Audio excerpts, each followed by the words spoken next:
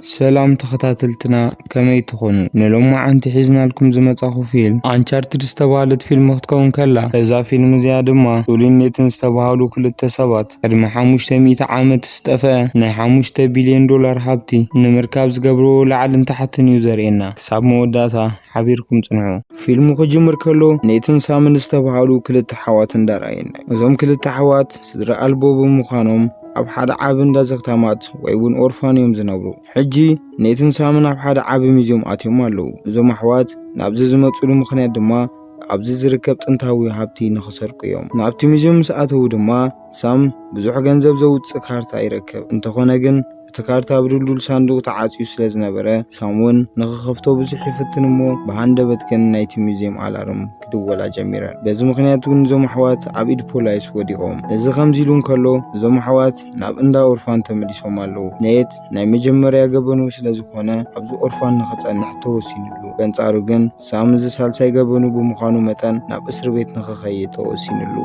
سيستر دما ناب كفلو كيدو زليو نبرد نخحز استوسن دقيق هابتو نيغرغن سامن نيتن ناب كفلو مابزأتو ولو ساعات حدش فلاني وطو سامون ناب اسر بيت كام مخاد فنيس رازليدو نخحد موسنة نحاو نيتون نمزكرتا زخوون كاتيم أبكسادو واسيرو اللي يخيد سام قدم مخادون ولاو كابزو عامت يحلف انبر تمليسو خمزمت سكالات يلو خدا سام كابتو أورفان مسملتا نيت نبينو عب أورفان تاريفولو لحربوزو عامتات نيت عبسب كوينو عب نيويورك زركب كافيون كم ويتر كوينو سرح جميرو انتخونا قنيت بز كافي كم ويتر ترايكون نسرح زنبرا عبتاماتنا بتكافي عبزمتولو وان كبر نبروتو من سرقوم نيرو نحانتو قالون شغارازو لعلا بمثال كبر زخون ساعات كابيدا يسرقا نزخ قبر كلو بقات أمي سولي استبحال سب بهند بتيريو سوليون ننيت بمركابو كم استحقو سينقرمو مسؤوخ سرح خمز للي حتو انتخونا قن نيت سرقي خمزي خون النخي فلت مبال ويتر تراي كم سرحي نقرو سولي كابت كافي مسوطة نيت نتيجة سرقو ساعات كري إدو نابجبو أبسدلو وان تا ساعات زي كونس ناي سولي بيزنس كارد رخيبو نيت دما كابو زقدر سرقي بمركابون دا تقرمه بت بيزنس كارد تمريحو ناب سولي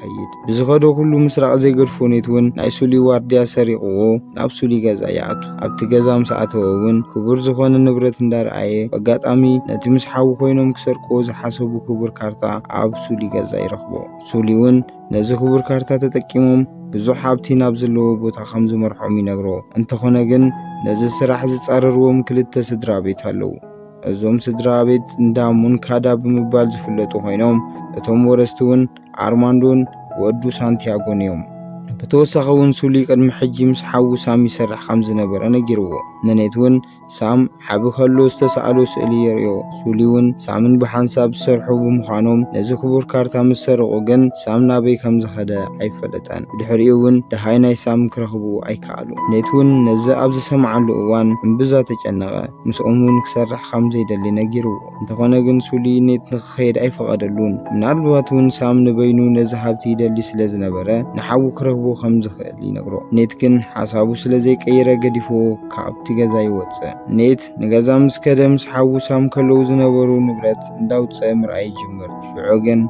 سام قدم مخادون نيت زغدفولو ناي كسادي ركبمو حاون نمركاب انبزادلي نابسولي بمدوالون حسابو خمز غيره مسؤون كسرح خمز دلي نغرو نيتكن نزي غنزب دليو زي كونس نحاون نمركابيو از سرح زسرحو نتبحيتون مسؤولي رخبمو مشت حبي چرتا خمزلو ينغرو عبتي چرتاون تاريخاو زخون مفتح يزلو بتاريخ كون نزهابتي نمركاب كلتا مفتح خمزة دلي تتصحيفلو سوليون نتحاد مفتح عبيدو سلازلو نتحاد مفتح جن قديتا غابزي چرتا سريقو مخوصو خمزلوهم نسامي نغرو كمز حسبو ون نز مفتح عبيدو من دحرقاتيومو نتبزو حابتي عبيدوم كمزأتوو ولا حدا ترطر يبلون نيتون نتي چرتا زكايرلو عبهن تامس رأيه كميلو مئاتون يوصون بلان كوص جميرو دحري بزح بلانون نايتي چرتا ساعات مسأخله سولن نيتن نابتي چرتا زكايرلو هنصا يعطو بهاندبتكن تتصراريهم زخونه سانتياغو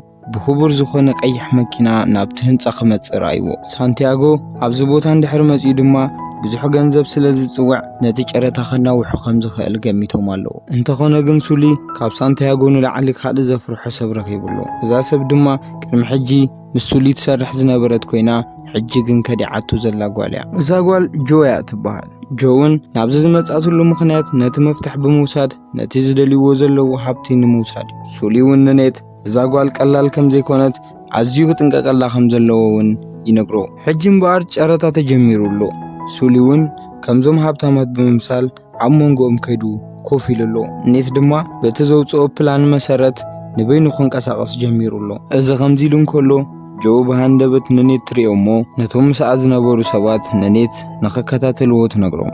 ሕጂ ኔት ናብቲ ኤሌክትሪክ መቆጻጸሪ ክፍሊ ኣትዩሎ።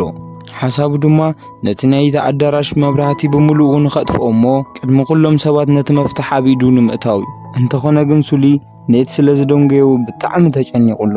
ምንም እንኳን ገንዘብ ተዘይነበሮ ካብ በዓል ሰንቲያጎ ንላዕሊ ገንዘብ እንዳጸውዐ ነቲ ጨረታ ኸናውሕ ጀሚሩሎ። እዚ ከምዚ ኢሉ እንከሎ ኔት ብናይ ጆ ሰባት ተታሒዙሎ። ነብሱ ንኸድሕን እውን በቲ ናይቲ ኣዳራሽ ዘለዎ ኣምፖላት ተንጠልጢሉሎ። በዚ ምኽንያት እውን እዚ ጨረታ ይቋረጽ እሞ ኩሉ ሰብ ሰንቢዱ ክሃድም ጀሚሩ። እቶም ሓለውቲ እውን እቲ ሃብቲ ንኸይስረቕ ብምባል ላዕልን ታሕትን ክብሉ ጀሚሮም ኣለዉ። እዚ ከምዚ ኢሉ እንከሎ ኔት ካብቲ ኣዳራሽ ሃዲሙሎ።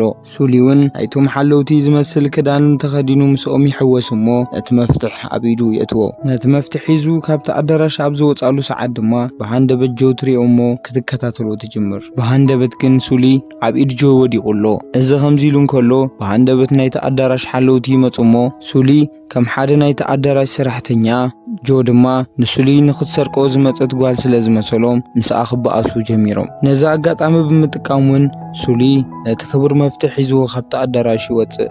ኔት እውን ኣብ መኪና ኮይኑ ይጽበዮ ስለ ዝነበረ ብሓንሳብ ተታሒዞም ካብቲ ቦታ ይሃድሙ። እዚ ከምዚ ኢሉ እንከሎ ኔትን ሱሊን ኣብ ሓደ ፕሌን ኣትዮም ኣለዉ። በቲ ዘንበብዎ መጽሓፍ መሰረት ድማ ፊሊፒንስ ኣብ ዝነበረሉ እዋን ብዙሕ ቶን ወርቂ ሓቢኡ ነበረ። እቲ ካብኡ ዝተረፈ ሃብቲ ድማ ኣብ ባርሴሎና ከተማ ኣብኡ ሓቢእዎ ነበረ።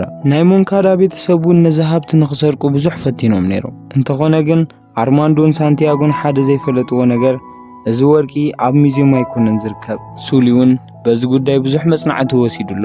እዚ ወርቂ እውን ኣብ ዓበይቲ ሙዚየም ዘይኮነስ ኣብ ሓደ ዓብይ ጉድጓድ እዩ። ነዚ ዓብ ጉድጓድ ዝኸፍት መፍትሕ እውን ኣብ ኢዶም ሒዞም ኣለዉ። ሕጂ ካብኦም ዝድለ ነዚ ገረብ ዝመስል ዘለዎ ቦታ ምላይ ጥራይ እዩ። እዚ ከምዚ ኢሉ እንከሎ ኣብ ባርሴሎና ሓንቲ ክሉ ዝተባሃለት ጓል ኣላ። እዛ ጓል ምስ ሱሊ ስለ ትሰርሕ ናብዚ ዝመፀትሉ ምኽንያት ድማ ኣብዚ ከተማ ዘለዉ ቦታታት ንኸተርእዮም እያ። ካብኡ ንላዕሊ ግን ሱሊ ብጣዕሚ ኣምና ስለ ዝነበረ እቲ ሓደ መፍትሕ እውን ምሳ እዩ ኣቐሚጥዎ ነይሩ። እንተኾነ ግን ሱሊን ነትን ነቲ ሓደ መፍትሕ ንኽትህቦም ምስ ሓተትዋ ንሳ ግን ምስኦም ክትሰርሕ ከም ዘይትደሊ ነጊራቶ። ንበዓል ሱሊ እውን ሓደ ቦርሳ ትህቦም እሞ እቲ መፍትሕ ኣብኡ ከም ዝርከብ ትነግሮም። በዚ ሰዓት እውን ክሉ ካብኦም ብዙሕ ከይረሓቐት ኔት ነቲ ቦርሳ ከፊቱ ይርዮ እሞ ከምቲ ዝገመትዎ እውን ኣብቲ ቦርሳ ወል ሓደ መፍትሕ ክረኽቡ ይከኣሉ። ኔት እውን ብፍጥነት ንክሉ ክስዕባ ጀመረ። ክሉ እውን ብጉያ ካብኦም ብምህዳም ናብ መኪና ኣትያ ከተምልጥ ሓሲባ ነይራ። እንተኾነ ግን ኔት ማዕርያ ኣብቲ መኪና ስለ ዝበፅሐ ክትሃድም ኣይከኣለት። ኔት እውን ምስኦም ንኽትሰርሕ ኢልምና እሞ ከም ብሓድሽ ምስኦም ንኽትሰርሕ ተሰማምዐት። ኣብቲ መጽሓፍ ዝረኣይዎ ገረብ እውን ኣብ ሓደ ዓቢ ቤተ ክርስቲያን እዩ ዝርከብ። እዚ ከምዚ ኢሉ እንከሎ ኣብ መንጎ ሳንቲያጎን ኣርማንዶን ዓቢ ባእሲ ተፈጢሩሎ። ናይዞም ሰብ ሃብቲ ብምሉኡ ብሰብ ደም ዝተጨማለቐ እዩ። እንተኾነ ግን ሳንቲያጎ ነዚ ሃብቲ ብጣዕሚ ደልዮ ስለ ዝነበረ ነብኡ ብምቕታል ኣብ ኢዱ ከእትዎ ይሓስብ ነይሩ። ነዚ ነገር ንምግባር ጆ ተድልዮ ስለ ዝነበረት ናብ ጆ ብምኻድ ነዚ ሓሳብ እዚ የመኽራ። እዚ ከምዚ ኢሉ እንከሎ በዓል ኔት ቅድሚ ናብ ቤተ ክርስቲያን ምእታዎም ሓድሽ ፕላን የውፅኡ ነይሮም። ኣብታ ምሸት ድያ ድማ ሱሊን ክሉን ብሓንሳብ ኮፍ ኢሎም ኣብ ዝነበሩሉ እዋን እዚ ወዲ ዘሓውሳ ምዃኑ ብተደጋጋሚ ክትሓቶ ጀመረት። ሱሊ እውን ኣሕዋት ከም ዝኾኑ ይነግራ እሞ ነገር ግን ክሉ ክትሓቶ ዝደለየት ነገር ካልእ ከም ዝኾነ ስለ ዝተረድአ ነቲ ኣብ ልዕሊ ሳም ዝተፈጠረ ነገር ንኔት ንሕጂ ንምንጋር ግዚኡ ከም ዘይኮነ ይምልሰላ። ንኽነግሮ ትኽክለኛ ሰዓት ኣብ ዝኾነ እዋን እውን ከም ዝነግሮ ቃል ኣተወላ። እዚ ከምዚ ኢሉ እንከሎ ሳንቲያጎ ነብኡ ነቲ ሃብቲ ንኸውርሶ ደጊሞ ይሓቶ እሞ እንተኾነ ግን ኣርማንዶ ኣብ ልዕሊ ገንዘብ ዘለዎ ኣረኣያ ከቢድ ስለ ዝኾነ ወላ ሓደ ገንዘብ ከም ዘይውርሱ ይነግሮ። ኣቦን ወድን ተታሒዞም ናብ መኪና ኣብ ዝኣተውሉ ሰዓት ድማ ሳንቲያጎ ነብኡ ንኽትቀትሎ ንጆ ትእዛዝ ኣመሓላለፈላ። በዓል ኔት ድማ ቱሪስት መሲሎም ናብቲ ቤተ ክርስቲያን ኣትዮም ኣለዉ። ኔት እውን ናይቲ ቤተ ክርስቲያን ፖስተራት ይርዩሉ ኣብ ዝነበረ እዋን ምስቲ ቅድሚ ሕጂ ምስ ሓዊ ኮይኖም ዝርእይዎ ዝነበሩ ፖስተር ስለ ዝመሳሰል ብጣዕሚ ገሪሙዎ ኣሎ። ድሕሪ ብዙሕ ምድላይን ፍተሻን ድማ ነቲ ሕቡእ ማዕጾ ረኺቦም ኣለዉ። ነዚ ማዕጾ ንምኽፋት ድማ ነተን ክልተ ናይ መስቀል መፍትሕ ብዝተፈላለየ ማዕጾ ክእትውወን ኣለዎም። በዚ ሰዓት እዚ ድማ ሱሊን ነተን መፍትሕ ናብ ሓደ ኣንፈት ብምጥዋይ ነቲ ማዕጾ ይኸፍትዎ። ከምቲ ኣብቲ መጽሓፍ ዘሎ ድማ እዚ ማዕጾ ናይ ሲኦል ማዕጾ እዩ ዝበሃል። ሱሊን በይኑ ኣብቲ ቤተ ክርስቲያን ክጸንሕ ከሎ ኔትን ክሉን ድማ ናብቲ በዓቲ ኣትዮም ኣለዉ። ነንሕድሕዶም ንኸይጠፋፍኡ ድማ ብማፒት ተሓላለዉ ነይሮም። እዚ ከምዚ ኢሉ እንከሎ ጆ ኣብቲ ቦታ እቲ በፂሓ ኣላ። ኔትን ክሉን ድማ መንገዶም ሒዞም ኣብ ዝኸድሉ እዋን ሓደ ዓብ ናይት ክለብ ይረኽቡ። ኣብዚ ናይት ክለብ ክኣትዉ ከለዉ ድማ ግዴታ ፍቑራት ክመስሉ ስለ ዘለዎም እንዳሳዕስዑ ብመንጎ ሰባት ክሓልፉ ጀመሩ። ኔት እውን ላይተር ብምውላዕ ሓዊ ክፈጥር ጀሚሩሎ። ምኽንያቱ ድማ ነቲ ኻልኣይ ናይቲ በዓቲ ማዕጾ ንምርካብ እዞም ኩሎም ሰባት ካብቲ ናይት ክለብ ክወፁ ኣለዎም። ሽዑ ግን ነቲ ማዕጾ ኣብ ዝኸፈትሉ ሰዓት ናይ ጆ ሰባት ቀዲሞም ኣብቲ ቦታ በፂሖም ኣለዉ። በዚ እውን ሓደ ካብቶም ሰባት ንኔት መፍትሕ ንኽህቦ ይሓቶ እሞ ኔት እውን ምስኡ ባእሲ ይጅምር። ክሉ እውን ነቲ ማዕጾ ንኽትከፍቶ ትፍትን ኣላ። ሽዑ ምስ ከፈተቶ ድማ ኣብ ውሽጢ ሰከንድታት ስለ ዝዕጾ ኔት ቀልጢፉ ናብቲ ማዕጾ ይኣቱ። ሽዑ ድማ ክሉ ነቲ ማዕጾ ምስ ከፈተቶ ካብ መሬት ማይ ክፈስስ ጀመረ። ኣብቲ መጽሓፍ ብዝተጻሕፈ መሰረት ድማ እቲ ኣብ ቤተ ክርስቲያን ዘሎ ሰብ በቲ ሓደ መፍትሕ ነቲ ኻልኣይ ማዕጾ ክኸፍቶ ኣለዎ። በዚ መሰረት እውን ሱሊን ነቲ ማዕጾ ንክኸፍቶ ግዴታ ስለ ዘለዎ ነቲ ማዕጾ ንምኽፋት ኣብ ዝቃለሰሉ ዘሎ እዋን ጆ ናብኡ መጸት። ብሽጉጥ እንዳፈራርሐት ድማ ነቲ መፍትሕ ንኽህባ ተሓቶ። እንተኾነ ግን ሱሊን ንኽህባ ፍቓደኛ ስለ ዘይነበረ ምስኣ ባእሲ ይጅምር። ሽዑ ድማ ነቲ ማዕጾ ኣብ ዝኸፈተሉ እዋን በዓል ኔት ብማይ ተዓፊኖም ስለ ዝነበሩ ኔት ብፍጥነት ካብቲ በዓቲ ይወፅእ። ነገር ግን ክሉ ካብቲ ማይ ክትወፅእ ስለ ዘይከኣለት ኔት ተመሊሱ ካብቲ ማይ ንኸውፅኣ ተገደደ። ክሉ ሃለዋታ ኣብ ዝፈለጠትሉ እዋን እውን ብስራሕ ኔት ብጣዕሚ ተገሪማ ኣላ። ብድሕሪኡ ድማ ናብቲ ሳልሳይ ማዕጾ ኣብ ዝኸድሉ እዋን እቲ በዓቲ ብጣዕሚ ጸልማ ስለ ዝነበረ ኔት ላይተሩ ብምውላዕ ፋኑስ ኣብርዩሎ። እዚ ከምዚ ኢሉ እንከሎ ሱሊን ምስ በዓል ኔት ተራኺቡሎ። ኔትን ክሉን ነቲ ማዕጾ ኣብ ዝኸፈትሉ ሰዓት ድማ ከምቲ ኣብቲ መጽሓፍ ዝተጻሕፈ ድማ ኣብቲ ብዙሕ ሃብቲ ዝሓዘ በዓቲ በፂሖም ኣለዉ። እንተኾነ ግን ነቲ ሃብቲ ዝሓዘ ዕትሮታት ምስ ሰበርዎ እቲ ክቡር ወርቂ ዘይኮነስ ጨው ይጸኒሕዎም። እንተኾነ ግን ኣብቲ ጨው ናብቲ ትኽክለኛ ሃብቲ ዘለዎ ቦታ ዝወስድ ካርታ ይረኽቡ። ሽዑ ግን ክሉን ኔት ተሃርሞ እሞ ነቲ ካርታ ሒዛቶ ካብቲ ቦታ ትኸይድ። ድሕሪ ደቓይቕ ሱሊን ኣብቲ ቦታ ምስ መጸ ኔት ድሕሪ ሕጂ ምስኡ ክሰርሕ ከም ዘይደሊ ይነግሮ እሞ ብዛዕባ ሓዊ ሳም ክሓቶ ጀመረ። ሽዑ ድማ ሱሊ ቅድሚ ሕጂ ምስ ሳም ኮይኖም መጽሓፍ ክሰርቁ ኣብ ዝኸድሉ እዋን ብሽጉጥ ተሃሪሙ ከም ዝመተ ይነግሮ።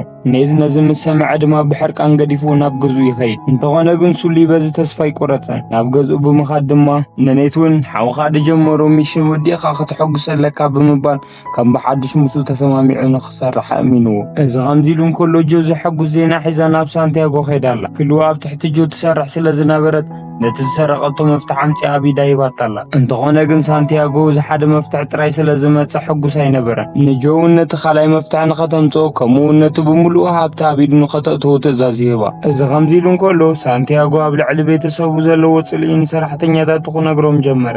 ሽዑ ድማ ጆ ክሳዱ ብምሕራድ ኣብ ቅድሚ ሰራሕተኛኡ ቀተለቶ። ክሉ እውን ከም ዘይትምሕራድ ስለ ዝፈለጠት ብፍጥነት ካብቲ ቦታ ሃደመት። እዚ ከምዚ ኢሉ እንከሎ ሱሊን ኔትን ናብቲ ፕሌን ኣትዮም ኣለዉ። ኣብቲ ፕሌን ምስ ኣተዉ ድማ ዝደለይዎ ንብረት ስለ ዝረኸቡ ብጃንጥላ ጌርካ ካብቲ ፕሌን ምውራድ ይዕላሙ። ኣብ መንጎ ግን ኔት ናብቲ ቅድሚት ይኸይድ እሞ ንጆ ንስኸ ዲኺ ንሓዊ ቀቲልክዮ ብምባል ይሓታ። በዚ ሰዓት እውን ሱሊ ገዲፍዎ ንበይኑ ካብቲ ፕሌን ይወርድ። ኔት እውን በቑሑ ተጎቲቱ ካብቲ ፕሌን ክወርድ ጀመረ። እዚ ከምዚ ኢሉ እንከሎ ክሉ ንበይና ምስ ተረፈት ብመኪና ካብቲ ቦታ ንኽትዘልል ወሰነት። ሽዑ እውን ምስ ኔት ተተሓሒዞም ብሓደ ኮንቴነር ዝመስል ንብረት ብሓንሳብ ናብ ባሕሪ ኣትዉ። ካብኡ ድማ ብማዕበል ተሓጊዞም ናብ ደንደስ ባሕሪ ፊሊፒንስ በፂሖም ኣለዉ። ሽዑ ድማ ኔት ኣብ ሓደ ሆቴል ኮፍ ኢሎም ነቲ ካርታ ከንብቦ ጀመረ። እንተኾነ ግን ነቲ ሃብቲ ንኽረኽቦ ሚስጥራዊ ፖስተር የድልዮም ኣሎ።